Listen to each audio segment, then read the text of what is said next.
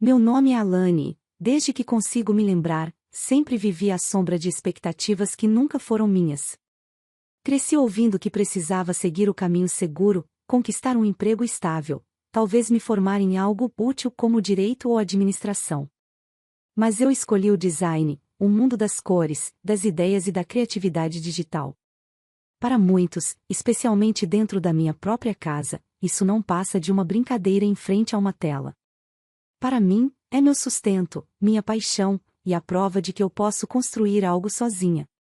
Todas as manhãs começam iguais, acordo antes mesmo do sol nascer, preparo um café forte e me sento diante do meu notebook.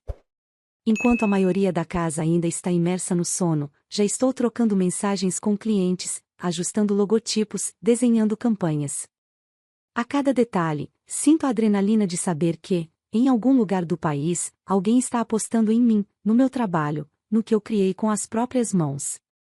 Essa sensação de ser reconhecida por estranhos e ignorada pela minha família é como carregar dois pesos opostos. Um me eleva, o outro me puxa para baixo. Recordo-me de uma manhã específica em que meu pai desceu as escadas e me encontrou já trabalhando. Ele olhou para mim com aquele ar de superioridade, cruzou os braços e soltou: "Isso paga alguma coisa mesmo ou é só para passar o tempo?" Engoli seco, sem responder. Por dentro, a pergunta queimava, não pela dúvida em si, mas porque eu sabia que, mesmo que mostrasse meus depósitos bancários, ele continuaria não acreditando. Pouco depois, minha mãe entrou na cozinha, abriu a geladeira e riu: "Tomara que esse seu computador mágico pague as compras do mês." O riso dela ecoou como um tapa, e eu permaneci em silêncio, presa entre a vontade de me defender e o medo de criar uma tempestade antes mesmo do dia começar. Essas cenas se repetem com frequência. É como se eu fosse invisível dentro da própria casa, a não ser quando servia de alvo para piadas. Ainda assim, resisto. Continuo trabalhando, continuo crescendo. Com o que ganho, já consegui pagar a conta de internet por vários meses, troquei a mesa da sala que estava quebrada, e até ajudei com a energia quando cortaram a luz por atraso. Mas ninguém comenta, ninguém reconhece. Meus esforços desaparecem no ar como se fossem obrigação, como se fosse natural que eu contribuísse, mas impossível que eu tivesse valor. Às vezes, à noite, quando todos estão dormindo, caminho pela casa e observo em silêncio. O sofá novo que comprei, a televisão que ajudei a pagar, até as cortinas da sala que escolhi com carinho. Tudo aquilo tem meu toque, minha assinatura invisível. E ainda assim, eu sou a piada, a filha, sem futuro. Carrego comigo um orgulho silencioso, porque sei o quanto lutei para conquistar cada detalhe. Mas também carrego uma dor que me corrói, uma ferida aberta pelo descaso daqueles que deveriam ser meu alicerce. Mesmo assim, algo dentro de mim se recusa a ceder. Há uma chama escondida no fundo do meu peito, alimentada a cada noite em que fecho um contrato, a cada cliente que me agradece, a cada transferência que prova que sim, meu trabalho é real. Essa chama cresce em silêncio, esperando o momento de se tornar fogo. E quando esse dia chegar, quando a vida me obrigar a escolher entre continuar sendo alvo ou finalmente levantar a cabeça, eu sei que não hesitarei. Porque, por mais que tentem me convencer do contrário, eu não sou um peso morto. Eu sou muito mais do que eles jamais imaginaram. Meu pai se chama Paulo, e para ele o mundo só tem duas formas de funcionar: a sua maneira ou a maneira errada. Comerciante de longa data, passou a vida inteira atrás de um balcão, negociando, gritando preços, impondo respeito com a voz firme e o olhar duro. Cresci assistindo a forma como ele intimidava clientes e funcionários, e nunca tive dúvidas de que esse mesmo tom autoritário seria usado dentro de casa. Paulo não discute, ele decreta. Não aconselha, ele ordena. E, diante dele, eu sempre fui a filha que nunca correspondeu às expectativas, a rebelde que escolheu um caminho fora do controle dele. Minha mãe, Marta, é diferente na forma, mas não no resultado. Se meu pai é o martelo que bate com força, minha mãe é o veneno que se espalha em risos e comentários venenosos. Prefere me ridicularizar com palavras leves, quase sempre disfarçadas de piada, como se o objetivo fosse fazer todos rirem às minhas custas. Muitas vezes, durante os jantares, ela me olhava com aquele sorriso afiado e dizia: essa menina ainda acredita que vive de desenhar no computador. Então, virava-se para meu pai e completava: imagina quando ela tiver que encarar a vida de verdade. O riso dela soava alto, e eu ficava ali, sentada, fingindo que não doía. Rodrigo, meu irmão mais velho, é outro capítulo à parte.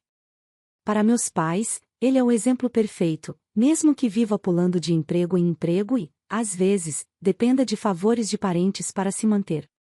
Quando aparece em casa, é recebido como herói, e qualquer deslize seu é rapidamente perdoado ou esquecido. Ele é esforçado, vai encontrar o caminho dele, dizem. Já comigo, cada passo dado é colocado sob a lupa, cada vitória é diminuída, cada falha é motivo de lembrança eterna. A comparação constante entre nós pesa como uma corrente, e eu aprendi a não esperar justiça dentro dessas paredes. Os dias dentro daquela casa são como um teatro ensaiado. Meu pai entra com seu papel de autoridade, minha mãe com suas risadas afiadas e Rodrigo, quando está presente, ocupa o posto de orgulho da família. Eu, por minha vez, sou a sombra que caminha pelos cômodos, tolerada, mas nunca valorizada. As conversas giram em torno dos negócios de meu pai, das fofocas da vizinhança, dos planos grandiosos para Rodrigo, e quando meu nome surge, é apenas para se tornar motivo de piada ou desdém. Apesar disso, há momentos em que consigo enxergar além da máscara que eles usam. Às vezes, quando penso bem, percebo que minha mãe repete comigo o que provavelmente ouviu quando era jovem, críticas que parecem conselhos, mas que só machucam. E meu pai, por mais duro que seja, parece preso a uma ideia de mundo que não existe mais, como se estivesse lutando contra fantasmas do passado. Talvez seja por isso que tanto desprezam o que faço, porque não compreendem, porque não controlam, porque não cabe no molde que eles construíram para mim. Mas o que eles não percebem é que, enquanto tentam me manter pequena, minha força cresce em silêncio. Cada frase cortante que recebo, cada olhar de desprezo, cada comparação injusta se transforma em combustível para algo maior.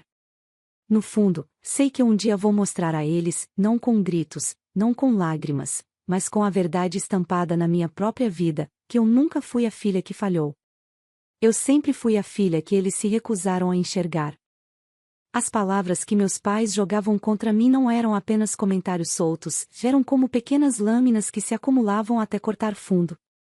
Por fora, eu fingia não sentir nada, mas por dentro cada frase ficava gravada, latejando em silêncio. Lembro de uma tarde em que estava concentrada ajustando um projeto grande, daqueles que poderiam abrir portas para mim. Meu pai entrou na sala, olhou para mim e disse: "Você ainda acredita que vai viver disso? Trabalho de verdade é aquele que te dá carteira assinada." Naquele instante, minhas mãos tremeram sobre o teclado, mas não respondi. O silêncio era a única arma que eu tinha para não deixar que ele percebesse como suas palavras me atingiam. Minha mãe não ficava atrás.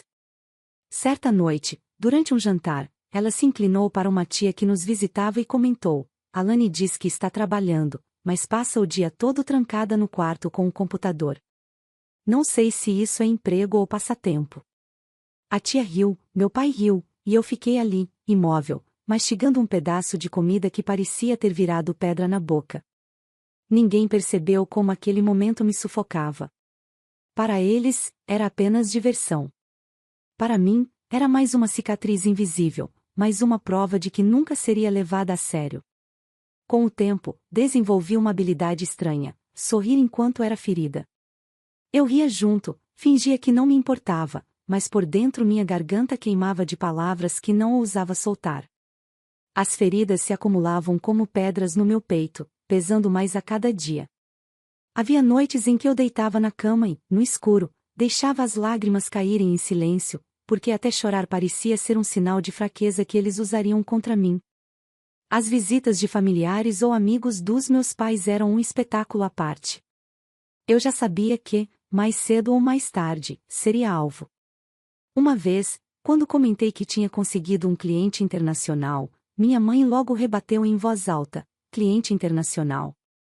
Deve ser alguém perdido que não sabe o que está contratando." As risadas preencheram a sala, e eu me encolhi na cadeira, tentando não deixar transparecer a raiva e a dor que me consumiam.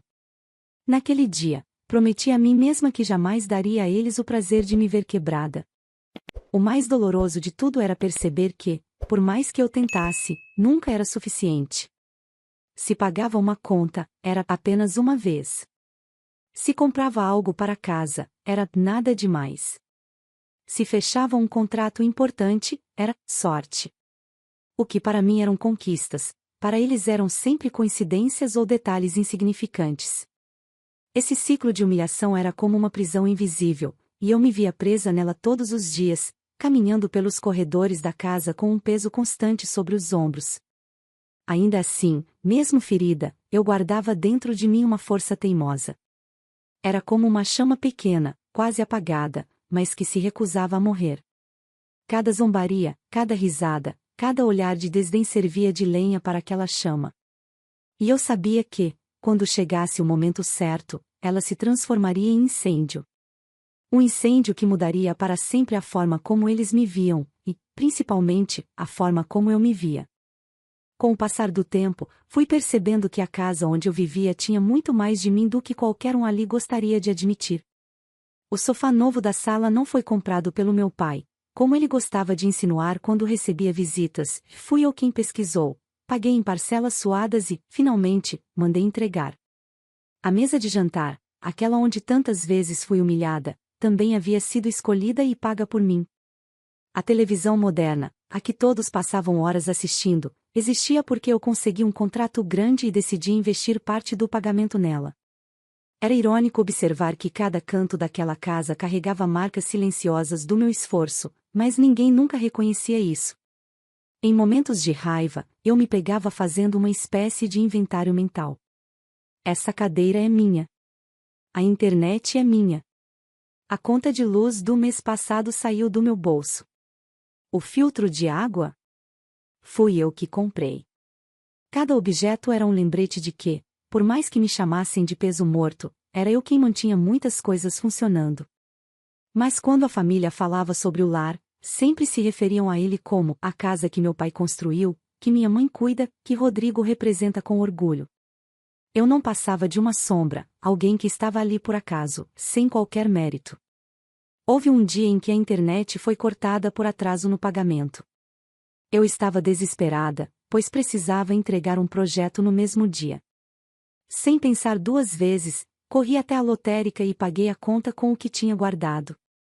Voltei para casa aliviada, liguei o modem e retomei o trabalho. Quando meu pai percebeu que a internet estava de volta, resmungou apenas: alguém deve ter pago isso. Ainda bem. Minha mãe concordou com a cabeça, e a vida seguiu como se eu não tivesse feito nada. Não houve agradecimento, não houve reconhecimento. E, como tantas outras vezes, engoli o nó na garganta e fingi que não me importava. O acúmulo não era só financeiro, era emocional. A cada gesto ignorado, a cada ajuda invisível, eu sentia como se estivesse carregando o peso de toda a casa sozinha. Meus pais adoravam zombar de mim, mas a verdade é que estavam confortáveis demais para admitir que dependiam do meu dinheiro em muitos momentos. Era uma contradição cruel. Me acusavam de ser um fardo, mas não hesitavam em usufruir do que eu conquistava com meu trabalho. À noite, enquanto todos relaxavam assistindo à televisão que eu havia comprado, eu ficava no meu quarto, mergulhada em mais projetos, garantindo que no final do mês houvesse mais dinheiro para pagar alguma outra despesa esquecida. Ninguém via, ninguém sabia, e, quando eu tentava falar sobre isso, recebia apenas um olhar atravessado de meu pai e uma risada debochada de minha mãe. Quer medalha? Eles perguntavam, como se a minha necessidade de reconhecimento fosse ridícula. Mas, por mais que doesse, eu não desistia. Dentro de mim, crescia uma certeza cada vez mais sólida: o dia em que eu deixasse aquela casa, eles iriam perceber o vazio que ficaria. Não apenas o vazio físico dos móveis e das coisas que levei, mas o vazio real da ausência da filha que sustentava silenciosamente muito mais do que eles estavam dispostos a enxergar. E, enquanto esse dia não chegava, eu continuava construindo em silêncio a verdade que um dia os faria engasgar com as próprias palavras. Era uma noite comum, daquelas em que o cheiro da comida se espalhava pela casa antes mesmo de eu me sentar à mesa. O jantar em família sempre foi um palco de tensões silenciosas, mas naquele dia algo no ar parecia mais pesado. Eu me sentei, como sempre, no canto da mesa, tentando parecer invisível, enquanto meu pai enchia o prato e minha mãe ajeitava os talheres com aquele olhar de satisfação que só ela entendia. O silêncio foi quebrado por Paulo, que pigarreou alto, como quem prepara o terreno para um anúncio. Chega uma hora em que todo mundo precisa aprender a se sustentar de verdade, ele disse, erguendo o olhar diretamente para mim. Coloquei o garfo de lado devagar, já pressentindo que a flecha estava apontada na minha direção. Ele continuou: a partir de hoje, você vai pagar aluguel se quiser continuar morando aqui. O tom era firme, sem margem para discussão, como se estivesse ditando uma sentença e não falando com a própria filha. Minha mãe abriu um sorriso satisfeito e apoiou a fala dele sem hesitar. É isso mesmo, Paulo. Vai ser bom para ela aprender o que é a vida. Ficar desenhando o dia inteiro não é futuro de ninguém. Ela riu e deu mais uma garfada, como se aquilo fosse a coisa mais natural do mundo. O som do riso dela ecoou na minha cabeça, misturado ao tilintar dos talheres, criando uma sinfonia cruel de desprezo. Não respondi. Olhei para o prato à minha frente e vi a comida esfriar sem que eu conseguisse tocar nela. As palavras deles estavam presas no ar, cada sílaba pesando sobre meus ombros. Por dentro, meu coração batia acelerado, uma mistura de indignação e incredulidade. Eles realmente acreditavam que eu era um fardo, alguém que precisava ser ensinado a sobreviver, quando tantas vezes já havia segurado aquela casa em silêncio. Minha garganta ardia com a vontade de gritar, de jogar na cara deles cada conta que paguei, cada objeto que comprei, cada noite em claro que passei para garantir que tudo funcionasse. Mas não fiz. Permaneci quieta, respirando fundo, como se meu silêncio fosse a última barreira de dignidade que ainda me restava. Eles continuaram a comer, satisfeitos, convictos de que haviam me colocado em meu lugar. Mas, no fundo, algo dentro de mim se partiu naquela noite. Não era apenas raiva, não era apenas dor. Era a consciência clara de que não havia mais espaço para mim naquela casa, de que não importava o quanto eu fizesse, jamais seria suficiente. Senti que a decisão já estava tomada, mesmo antes de levantar da mesa, eu não ficaria mais ali. E enquanto meus pais seguiam comendo, rindo e falando como se nada tivesse acontecido, eu guardava no peito a certeza de que aquela seria a última vez que eu aceitava ser tratada como menos. Naquele jantar, eles acreditaram ter vencido. Não perceberam que, no mesmo instante, eu já havia começado a planejar minha saída. Naquela noite, depois do jantar, subi as escadas como se meus pés pesassem toneladas. Cada degrau que eu subi era acompanhado de um nó no peito, uma mistura de raiva e clareza que nunca tinha sentido antes. Entrei no meu quarto, fechei a porta e encostei as costas contra ela, respirando fundo, como se precisasse prender o mundo do lado de fora por alguns instantes. O silêncio do cômodo contrastava com o burburinho distante das vozes dos meus pais na sala, rindo, conversando, alheios ao que tinham acabado de provocar dentro de mim. Olhei em volta. As paredes, os móveis, as coisas espalhadas pelo quarto, e percebi que nada daquilo realmente me prendia. Ao contrário, eram lembranças de um esforço que nunca havia sido reconhecido. A escrivaninha onde passava noites em claro, o ventilador que comprei quando o verão estava insuportável, a cama que troquei depois que a antiga quebrou. Tudo tinha sido fruto do meu trabalho, cada objeto era uma prova de que eu não era o fardo que eles insistiam em pintar. Pela primeira vez, pensei não apenas no que eu havia dado para aquela casa, mas no que eu podia levar comigo. Comecei a abrir as gavetas, dobrando roupas com calma, mas com uma decisão tão firme que minhas mãos não tremiam. Uma mala, depois outra, se enchia diante de mim. A cada peça guardada, eu lembrava de uma frase cruel que tinha engolido em silêncio. A cada objeto separado, eu resgatava um pedaço da dignidade que tinham tentado roubar. Coloquei na mala minhas roupas, meu notebook, meus documentos, mas também comecei a retirar coisas maiores, o abajur da sala que eu havia comprado, a cafeteira que fora presente de mim para eles, e até o filtro de água que todos usavam diariamente. Enquanto desmontava silenciosamente partes da casa, uma sensação estranha me invadia. Não era vingança. Era justiça. Era como se finalmente estivesse recolhendo os fragmentos da minha própria história, os traços da minha vida que estavam perdidos naquele ambiente hostil. Eu não estava roubando nada. Eu apenas estava levando comigo aquilo que era meu, aquilo que ninguém teve coragem de reconhecer, mas que eu sabia, no fundo, que me pertencia. Por volta da meia-noite, sentei na beira da cama, observando as malas prontas. O quarto, outrora sufocante, agora parecia vazio, como se já não me pertencesse. Passei a mão sobre os lençóis pela última vez e fechei os olhos, tentando gravar na memória a sensação. Mas tudo o que vinha era dor, e eu não queria carregar dor comigo. Levantei, peguei as malas e desci em silêncio. A casa inteira dormia, mergulhada em um sossego que contrastava com a tempestade que havia me transformado naquela noite. Ao cruzar a porta de entrada, o ar fresco da madrugada me envolveu, e pela primeira vez em muito tempo senti que podia respirar sem peso. Era como se tivesse deixado para trás não apenas paredes e móveis, mas também as correntes invisíveis que me mantinham cativa. Eu não sabia exatamente para onde iria, nem como seriam os próximos dias. Mas uma coisa estava clara: naquela noite, eu tinha escolhido a mim mesma. E essa escolha valia mais do que qualquer teto construído sobre desprezo. O celular começou a vibrar ainda antes de o sol nascer, rompendo o silêncio do pequeno quarto onde eu havia dormido pela primeira vez fora daquela casa. O som insistente ecoava na mesa de cabeceira improvisada, e por um instante pensei em ignorar, mas a curiosidade falou mais alto. Quando atendi, a voz do meu pai explodiu no outro lado da linha, carregada de desespero. O que aconteceu aqui? Por que a casa está vazia? Ele parecia não acreditar no que via, como se finalmente tivesse percebido o peso da minha ausência. Fechei os olhos por um segundo, respirando fundo antes de responder. Minha voz saiu firme, muito mais do que eu esperava. Eu apenas levei o que era meu. Tudo o que comprei com o meu trabalho, com o dinheiro que vocês sempre disseram que não valia nada. O silêncio que veio depois foi ensurdecedor. Pela primeira vez, meu pai não tinha uma resposta pronta, não tinha uma ironia na ponta da língua.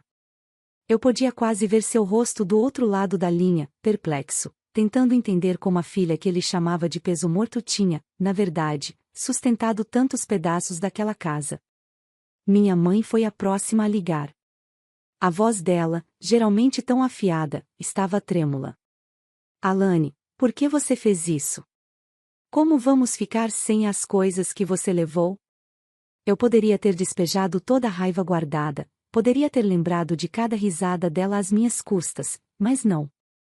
Apenas disse: vocês sempre acharam que eu não fazia diferença. Agora terão a chance de viver exatamente como acreditavam, sem mim. A respiração dela vacilou, e depois desligou sem dizer mais nada. Enquanto as chamadas se repetiam, uma após a outra, percebi que o vazio que tanto ignoraram agora o sufocava. As cadeiras que faltavam, a mesa que não estava mais lá, o silêncio da cafeteira ausente, cada detalhe era uma lembrança de mim, daquilo que eles nunca valorizaram. Senti uma mistura estranha de tristeza e alívio.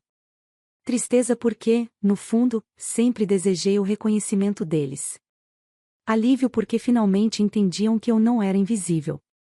Levantei-me, caminhei até a janela e olhei para a rua banhada pela luz suave da manhã.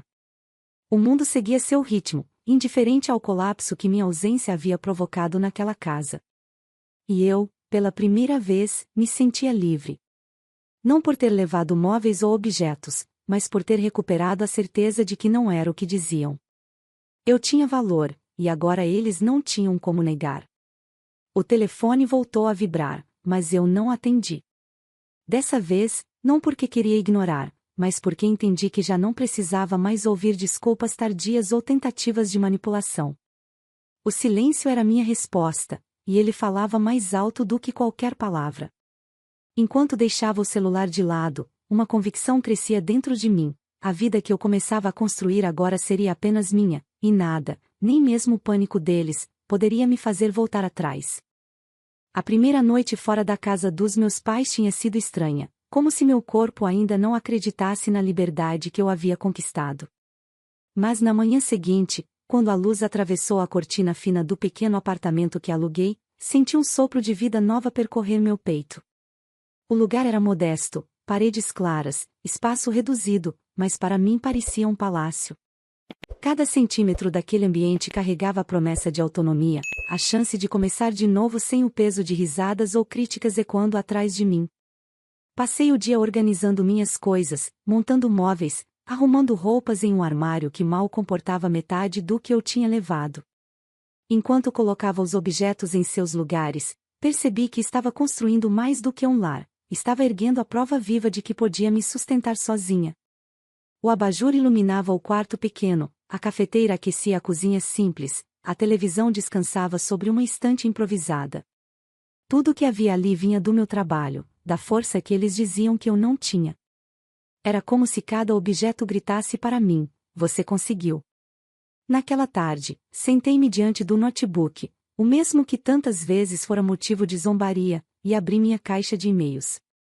Entre as mensagens corriqueiras de clientes e propostas de design, um título chamou minha atenção: Convite para Parceria Nacional.